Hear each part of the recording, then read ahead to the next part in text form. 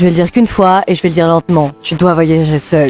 Comme si c'était une obligation. Par contre, si tu as envie de tenter l'expérience, ça fait plus de 10 ans que je voyage solo. Alors que je suis qu'une meuf lambda qui aime bien être à vélo et chiner et pas du tout la mycorne féminine. Donc j'ai peut-être quelques tips à te filer et on peut se faire une pause café pour en parler. Tu me l'as déjà dit en MP, mais ce qui te retient le plus souvent, c'est la peur. La peur d'être seule, la peur du jugement, mais aussi la peur du danger. Et je te comprends parce que j'ai beau aimer ça et avoir l'habitude, ça n'enlève pas la petite appréhension avant chaque départ. Surtout quand t'as Tant pour une première fois en solo trip, je te conseille d'aller dans un endroit que tu connais déjà. Pour manger, par exemple, dehors, ce que je te conseille, et moi, ce que j'adore faire, c'est d'aller plutôt dans des coffee shops. Et pour tous les autres types d'activités culturelles et touristiques, tu as deux options. Soit tu participes à des sorties organisées, soit tu peux partir un petit peu en horaire un petit peu décalé. Perso, j'aime vraiment pas la foule, donc c'est l'option que je choisis le plus souvent, parce que j'aime bien être seule dans ma solitude. Et donc, pour tout ce qui est sécurité, c'est malheureusement une grande problématique quand t'es une femme.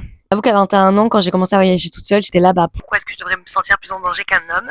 Oui, pourquoi? On se demande. Peut-être parce qu'on croise plus souvent des hommes que des ours, mais pour autant, j'ai toujours appliqué quelques règles toutes simples. Déjà, voyager autant que possible avec le moins de bagages. Te préparer un minimum pour te sentir confiante parce que tu en es carrément capable. Autre petit truc qui peut paraître bête, mais qui pourtant est fort utile, c'est dans le train ou le bus, toujours s'asseoir à côté d'une autre femme et sympathiser un petit peu avec. Ça peut toujours aider, ne serait-ce que pour surveiller ton sac pendant que tu vas faire pipi. Et globalement, ne jamais hésiter à demander de l'aide. Et si tu as d'autres peurs ou interrogations, pose-les en commentaire, il n'y a jamais de questions ou d'émotions bêtes. Et sinon, comme je te disais, je suis juste une lana lambda, donc si ça te dit de suivre mon quotidien, abonne-toi.